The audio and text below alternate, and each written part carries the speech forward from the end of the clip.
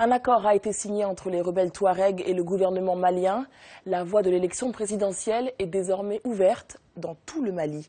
Cet accord, très attendu, a été conclu au Burkina Faso sous l'égide des médiateurs. Son contenu et sa portée avec Valérie Hurtel et nos correspondants à Bamako et Ouagadougou. Il a fallu 10 jours de négociations et quelques concessions pour conclure. Ce fut rude, mais l'accord est là.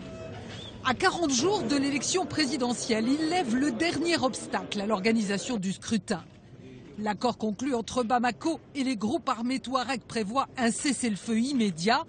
Les rebelles acceptent de laisser rentrer l'armée et l'administration malienne dans leur fief de Kidal.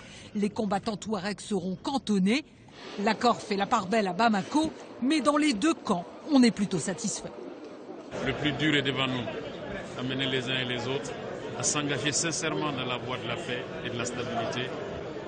Nous avons respecté nos engagements depuis le premier jour où le médiateur de la CEDEAO nous a approchés pour participer à ce processus.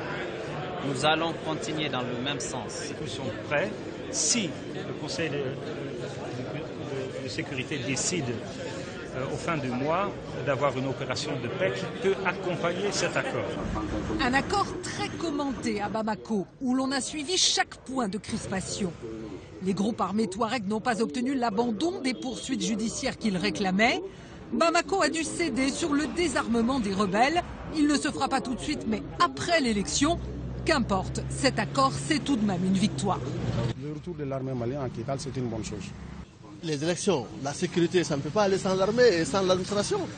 Donc, leur présence est obligatoire. Ce sont des Maliens. Et tant mieux qu'on se donne la main et puis qu'on continue. Vive le développement et vive le Mali donc.